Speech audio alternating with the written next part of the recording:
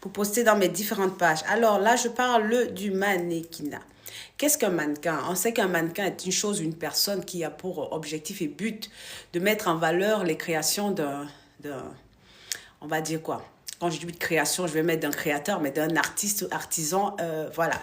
Donc tous ceux qui sont dans la création, le mannequin est un peu là pour mettre ça en valeur. Cependant, le mannequin est une personne à part entière. Hein. C'est une personne comme toi, moi, lambda. C'est pour cela que mes accompagnements et coachings sont dans tous les sens du terme parce que je vais du principe que, et comme mon slogan le veut, because we are all models. Nous sommes tous des modèles. Que ce soit pour la vie, la société, pour nos amis, pour nos parents, pour nos enfants, whatever. Maintenant, à vous de voir quel type de modèle vous êtes. Donc ça, c'est le cadre général. Cependant, modèle aussi est mis pour mannequin. Parce que des mannequins, avant d'être mannequins, pour un métier, c'est aussi des personnes comme toi et moi. Donc, tout ce qui concourt à ce qu'il soit, ça concourt aussi à ce qu'un mannequin soit dans ça. Donc là, c'est la Fashion Week. Aujourd'hui, c'est le dernier jour. Donc, ce que je fais, c'est que même avant chaque Fashion Week, même avant toute chose, je prends toujours la peine de me faire un petit live en journée. Et le soir, bah, je laisse les lives pour un peu plus de profondeur. Donc, je n'ai pas les vrais rythmes sur TikTok pour faire des lives. Heureusement que je le fais aussi d'abord pour avoir les vidéos après. Donc, un mannequin, ça peut être tout le monde. Quand tu sens que tu peux être mannequin, quand tu sens que tu peux mettre en valeur certains vêtements, tu aimes bien marcher, tu aimes, surtout que tu ressens. Donc, il y a plusieurs types de mannequins, c'est-à-dire, hormis le fait que oui, il y a des mannequins cabine, essayage, prêt-à-porter, haute couture, détail, édito, bref, un panel. Cependant, il y a aussi les différents types de mannequins en fonction de vos motivations. Il y a des mannequins qui sont motivés par les strass et paillettes. Ça, c'est très courant. Les mannequins qui sont motivés par les strass et paillettes, c'est très courant dans le sens où, en pensant qu'on est belle, on est grande, on est fine, on est forcément mannequin. Ou alors, pour des hommes, quand on est grand, beau, on pense que oui, forcément, si on est grand et beau, on est forcément mannequin. Donc, il y a des gens qui sont attirés aussi par des strass et paillettes. Donc, ils ne vont venir que pour le côté bling-bling de la mode. Donc, ils vont vouloir faire des grands shows, des grands défilés, des grands shootings photos pour le paraître. Comme j'ai l'habitude de dire, là pour être, pas pour paraître. Le paraître, ça a un temps. Donc le paraître, on peut le comparer aussi également à ce qu'on appelle ego. Donc quand tu entres dans le milieu et que tu n'es là que pour le paraître, certes, tu auras des choses du paraître. Cependant, c'est ton âme que tu vas vider petit à petit. Parce que qui dit paraître, dit comme monnaie d'échange l'âme. Donc c'est pour ça qu'on a tendance à croire que oui, telle personne a donné son ceci, il est différent, il ne fait plus ceci, il ne fait plus cela. Non, c'est parce qu'il a fait des choix qui ne correspondent pas avec ce qui est. Donc quand tu veux faire un métier, le mieux c'est de le faire parce que tu le sens, parce que tu le veux, parce que tu l'es, parce que ça résonne en toi. C'est d'où je vais atterrir à la deuxième catégorie. Il y a des personnes qui le font parce que ça résonne avec eux. Ils sentent au fond d'eux qu'ils sont faits pour ce métier. Parce que oui, être mannequin, c'est un métier. Ils sentent qu'ils sont faits pour ce métier. Et même dans ce métier-là aussi, il y a des gens qui le font de manière occasionnelle et d'autres le font de manière ponctuelle. Les mannequins pros, généralement, qui sont dans des grandes agences, plus ou moins, n'ont que ça à faire. Donc, elles sont disponibles. Elles le font H24, c'est leur travail tout le temps. Maintenant, des mannequins d'occasion, qui le font de manière occasionnelle, elles ont un travail à côté ou ils ont un travail à côté. Donc, ce qui fait qu'ils le font, comme ils disent couramment, à leur temps perdu. Donc, il y a des gens aussi qui peuvent être mannequins, qui signent à des grosses agences, qui sont aussi là pour des strass et paillettes. Comme je disais au début, c'est pas parce que tu es là pour les strass et paillettes que ça ne va pas être bénéfique pour toi. Il faut de tout. Il y a de tout. Donc, à toi de choisir. Il faut juste accepter la contrepartie qui va avec. Donc, les mannequins pros qui signent, qui n'ont que ça à faire, là aussi, ça se sent dans deux parties parce qu'il y a ceux qui sont là pour les strass et paillettes et il y a ceux qui sont là parce que ça vibre avec eux. Ils le ressentent vraiment qu'ils sont faits pour ça. Ils se voient dans ça et c'est aussi un métier. D'autres disent que oui, le métier te choisit comme dans toute chose, ça te choisit. Tu n'as pas voulu personnellement être, mais les circonstances ont voulu que tu le sois. Comme il y a d'autres aussi qui veulent l'être professionnellement et personnellement et ça devient leur réalité. Donc, soit tu veux faire le mannequinat pour les strass et paillettes, soit tu veux le faire parce que ça vibre vraiment avec toi, ou alors il y a une troisième catégorie qui veut juste expérimenter, voir ce que ça fait parce que c'est quelque chose, en tant que petite fille, hein, c'est comme toutes les filles qui veulent être Miss. Il y a d'autres, voilà, la famille a tellement dit mannequin que voilà, au final, elle se retrouve, ou il se retrouve en train d'aimer ce métier. Et donc, parfois, par curiosité, ils viennent essayer et voir comment ça se passe. Ils prennent plaisir, que ce soit pour un temps court ou long. Donc, pour le mannequinat, c'est ça. Sentez-vous libre et comment dire, en harmonie avec ce que vous voulez faire pour pouvoir mieux vivre ce milieu, ce métier de manière occasionnelle ou ponctuelle. Donc, je m'appelle Armelle Ndié, j'ai un model agency, surtout un centre de formation de mannequins en France, donc on recrute. Je suis maman depuis 4 ans, j'ai créé aussi pour les enfants, donc je fais de 2 à 13 ans des accompagnements. Les enfants, c'est plus pour des enfants talents artistes, c'est-à-dire c'est pour des parents qui reconnaissent que leurs enfants ont ce truc-là qu'on ne retrouve pas forcément chez tout le monde, c'est-à-dire c'est pas parce qu'on ne retrouve pas chez tout le monde que les autres enfants ne les ont pas. Non, c'est que d'autres n'ont pas encore manifesté, ou alors ça va se faire avec le temps, ou alors pas du tout. Donc, ce sont des parents qui ont conscience de qui sont leurs enfants et qui souhaiteraient que ces derniers soient accompagnés, coachés, afin de mieux vivre ce métier de manière occasionnelle ou ponctuelle. Donc, à partir de 14 ans, je fais ce qu'on appelle les seniors. C'est vrai que 14 ans, c'est mineur, mais ça commence à faire senior parce que tu commences à te préparer pour justement entrer dans l'arène, entre parenthèses. Donc, de 14 ans jusqu'à 20 ans, l'idéal. Cependant, j'ai aussi des 23, 22 ans. Il faut avoir un truc en plus pour que l'agence puisse te signer parce que les agences te prennent minimum pour 10 ans, 5 ans quand tu es vraiment un super bon profil. Donc, ils se projettent. Passer 20 ans, c'est pas que c'est compliqué, mais voilà, on va pas se mentir, ça commence un peu à être compliqué. Cependant, il y a des exceptions qui ont signé à 25, à 26 et qui le vivent très très bien. Donc, pour se donner le plus de chance, il vaudrait mieux commencer avant ces 22 ans, c'est-à-dire en deçà. Donc, voilà. Pour toute candidature, c'est par mail, par DM, donc toujours envoyer des polas, des photos Polaroid, que ce soit face, 3/4, profil, en portrait court serré et portrait américain, par exemple. Donc, si vous avez entre 14 et 20 ans, 22 ans grand max, et que vous êtes intéressé par la mode, n'hésitez pas à envoyer votre candidature, que ce soit par mail, DM, ou alors aller sur le site internet www.protrainingmodels.fr et vous aurez une page qui va vous rediriger vers tout ce qui est enregistrement. Donc, voilà pour le côté mannequin. Donc là, on part un peu sur cette Fashion Week qui s'achève aujourd'hui. C'était la course. Elle était moins dense que d'habitude pour moi parce qu'il y a certains choix qui se sont faits et je suis très heureuse de ces choix-là. Ça me permet de voir mon évolution aussi dans le milieu de la mode à travers les années et je vois maintenant ce qui m'intéresse davantage ou pas du tout, où vont mes centres d'intérêt, où ça s'arrête et ainsi de suite. Et c'est merveilleux.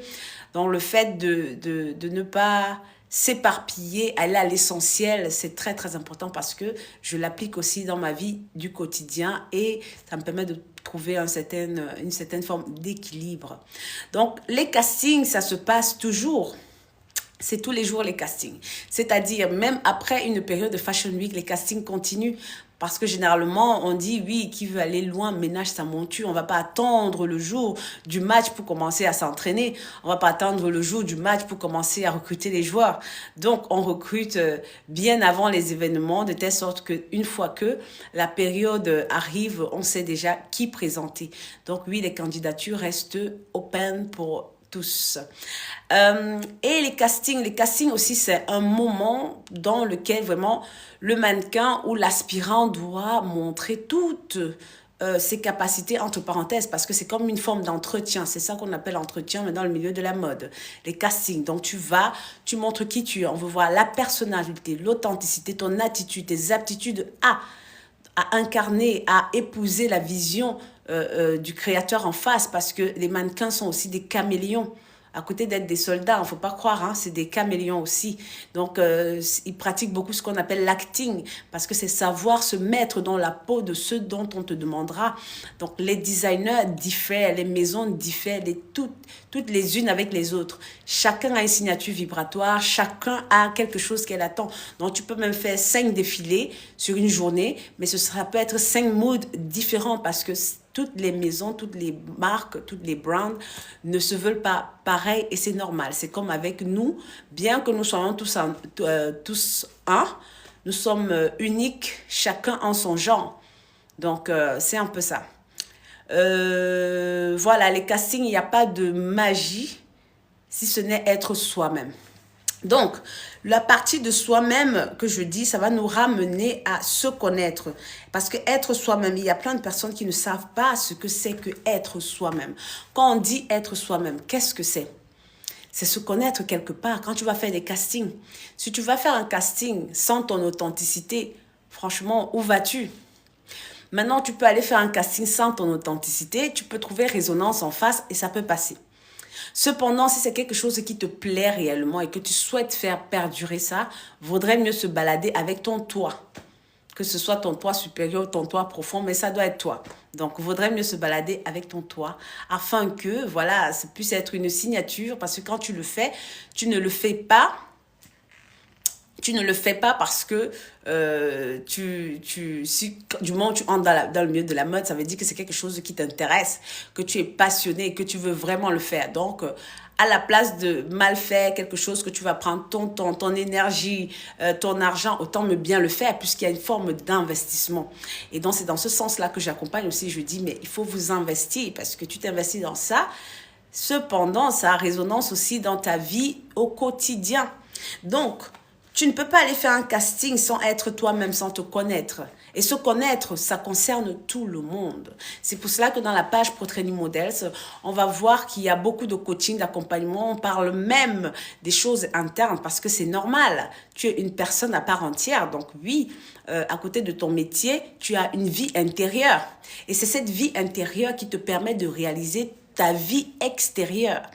Certes, c'est des choses qu'on ne dit pas toujours et c'est des choses qui ne courent pas les rues. Vous n'allez pas forcément les entendre dans tous ceux qui parlent à haute voix ou alors qui sont sur des plans. Il y en a, bien sûr, il y en a plein. Je vais du principe que les jeunes regardent beaucoup des influenceurs. Ils sont influencés aussi par eux. Cependant, ils ne vont pas forcément avoir ce type de discours. Donc oui, c'est ta vie intérieure qui influe sur ta vie extérieure. Tout commence à l'intérieur pour influer à l'extérieur. Il y a un passage, surtout pour les chrétiens, qui disent que ce qui est dedans est comme ce qui est dehors, ce qui est en haut est comme ce qui est en bas. Donc, se connaître, c'est une étape primordiale. Peu importe ce que tu as à faire, peu importe ce que tu as amené à faire. Tant que tu ne te connais pas, j'ai ma petite phrase que j'aime dire matin, midi, soir. Tant que tu ne te connais pas, oui, tu es vécu. Bien sûr que tu es vécu parce que tu ne te connais pas. Tu es vécu par les attentes de la société, tu es vécu par les souhaits de tes parents, tu es vécu par tout ce qu'on t'a dit et fait, tu es vécu par tes traumatismes, tu es vécu par tes influences, tes masques, tu es vécu même par ta jalousie, tes comparaisons, tu es vécu par tout ça parce que tu ne te connais pas, c'est une forme de faiblesse. Une fois que tu commences à te connaître, tu reprends le pouvoir sur toi et sur ta personne. Donc, je fais toujours le lien entre la mode, le mannequinat, le mannequin et une personne lambda parce que c'est la même chose. J'ai eu à prendre des personnes lambda que j'ai transformées en mannequins et qui ont défilé aujourd'hui pour des Dolce Gabbana, toutes ces grandes maisons qu'on peut, Giorgio Armani, toutes ces grandes maisons qu'on peut bien connaître. Parce que je vais du principe que c'est toi qui décides de qu'est-ce qui t'arrive, oui ou non. On a cette habitude et on a laissé vraiment la société nous dicter que oui, si quelque chose t'arrive, c'est forcément le voisin, c'est forcément une autre personne, ça vient forcément de l'intérieur. Mais à aucun moment et à aucun jour, on ne vous dit que tout ce qui t'arrive, c'est de ta faute à 100%. Oui, ça fait mal à entendre. Cependant, la majorité, voire tout ce qui t'arrive, c'est de ta faute. Oui, tel m'a fait ça, mon père m'a fait ceci. Mais bien sûr, tu as choisi tes parents, tu as choisi tes frères et sœurs. Quand on vous dit ça, on a l'impression que oui, c'est lunaire. Ouais, c'est les choses des églises, c'est les choses de ceci. Mais non, c'est juste que soit tu as repris ton pouvoir et ta souveraineté et que tu te souviens de tout et que ta conscience se fait, soit alors tu ne l'as pas. Et même quand tu te souviens, tu ne te souviens pas parce que c'est écrit sur un mood board, un billboard, parce que pour commencer même à savoir pourquoi est-ce que tu as choisi, si tu ne sais même pas, si tu ne t'es pas souvenu, il faut que tu saches que tout ce qui t'arrive, non seulement c'est toi qui as choisi, mais c'est pour ton évolution. Il n'y a pas de bien, il n'y a pas de mal. Il n'y a que ce qui te fait évoluer ou involuer. Pas de bien, pas de mal, il n'y a que ce qui te fait évoluer ou involuer. Une troisième fois, il n'y a pas de bien, le bien n'existe pas, le mal n'existe pas. Soit ça te fait évoluer, soit ça te fait involuer. En fonction de ta perception, de ton niveau de conscience, de qui tu es, de tes dogmes, de ton travail intérieur que tu fais sur toi, la perception, elle change. Quand tu te regardes 5 ans en arrière, il y a des choses qui t'arrivent aujourd'hui où tu as un regard particulier dessus, où tu vois les choses autrement qu'il y a 5 ans. Parfois, tu restes comme ça, tu dis « Ah, j'ai l'impression d'avoir déjà vécu ce moment. » En effet, tu as déjà vécu ce moment. Ne me demande pas pourquoi, comment. Va chercher en toi, tu auras toute la réponse. Et si c'est difficile, pose-toi encore la question, redemande encore. Et maintenant, c'est à ce niveau que les accompagnants interviennent. Il y a d'autres qui vont voir des psys, d'autres qui vont voir des thérapeutes, d'autres qui vont voir des coachs, d'autres qui vont chercher en eux, qui vont vraiment... Le but, le plus important, c'est que tu puisses avoir des réponses. Et généralement, quand on dit demander, on vous donnera.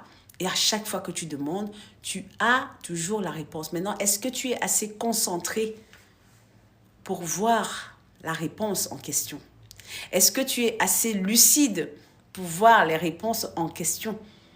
Donc oui, demander, on vous donnera, ça reste quelque chose d'efficace. Quand tu demandes, la seule chose que tu as à faire, non seulement c'est le silence qui doit t'accompagner, c'est l'observation qui doit être avec toi H24 et c'est aussi une forme de patience. Elle peut être plus ou moins rapide en fonction de ton degré vibratoire. Qu'est-ce qu'on appelle la vibration? On dit beaucoup, oui, il faut vibrer haut, augmenter ses fréquences, augmenter ses vibrations et tout. Mais c'est simple et compliqué à la fois. Pourquoi est-ce que c'est simple et compliqué à la fois? C'est compliqué, on va commencer par le compliqué. C'est compliqué pourquoi? Parce que vous êtes beaucoup enfermés dans des illusions. Vous voulez plaire, vous voulez faire comme les autres, vous voulez être, vous voulez imiter, vous voulez. Maintenant, vous êtes qui? Maintenant, vous, qui es-tu? On dit que les autres sont déjà pris. Donc, si tu te laisses pour aller être une autre personne qui occupe déjà son rôle, tu seras quoi? L'ombre de la personne. Et entre-temps, toi, tu es où? Qui est chez toi? C'est forcément occupé. Parce que si tu n'habites pas chez toi, c'est occupé par des choses. C'est pour cela qu'on dit que quand tu ne te connais pas, tu es vécu. Parce que tu n'es pas dans toi. Même en France, en Europe, on constate quand une maison est vide. Les SDF qui occupent cette maison-là, même pour mettre un SDF dehors dans ta propre maison, tu as du mal à récupérer cette dernière. Parce que oui, le fait qu'ils se sont installés, il y a tellement de papiers à faire pour que tu puisses récupérer ta maison. Pourquoi est-ce que tu l'as laissée sans habitation, abandonnée, sans surveillance? Question pour un champion. Et c'est pareil pour ta maison, ta vie, ton corps qui est le vêtement de ton âme. Donc voilà. C'est pour ça que quand je parle de mannequins, j'aime bien parler de ces choses parce que les mannequins, ça reste des personnes à part entière. Et je pense qu'avec le temps, peut-être, je vais scinder les deux, mais je ne sais pas encore. Je vais regarder parce que je le fais vraiment au feeling. Je le fais comme ça, de manière naturelle et je le prends.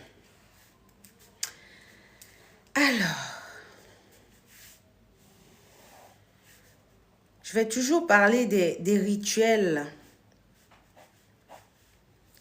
Le meilleur rituel, c'est l'incarnation. Le meilleur rituel, c'est l'incarnation. Le meilleur rituel que tu puisses faire au quotidien, c'est d'incarner ta vérité. J'aime bien répéter cette phrase. Le meilleur rituel que tu puisses faire au quotidien, c'est d'incarner ta vérité. Qui es-tu? Qui es-tu lorsque les masques tombent? Qui es-tu quand personne ne te regarde? Qui es-tu quand tu es face à toi-même? Quelle est la place de l'ego dans ta vie? Laisses-tu l'ego être transparent à la lumière ou alors c'est l'ego qui dirige ta vie? L'ego, il ne faut pas tuer l'ego. Vous ne pouvez pas tuer l'ego. Il faut laisser l'ego s'exprimer. L'ego ne demande qu'à être exprimé. L'ego ne demande qu'à être écouté, entendu. Hein, c'est comme un enfant qui se sent délaissé. Bah, il fait du désordre. Il fait des bêtises. Il fait des crises. Parce que voilà, il n'a pas ce regard et cette attention qu'il mérite, entre parenthèses. Parce que oui, vous devez prendre soin de votre ego. Prendre soin de votre ego ne signifie pas que le laisser contrôler et faire ce qu'il veut. Non, tu n'es pas au service de ton ego. Ton ego est à ton service. Être transparent à la lumière, c'est-à-dire, ce n'est même pas toi qui vis.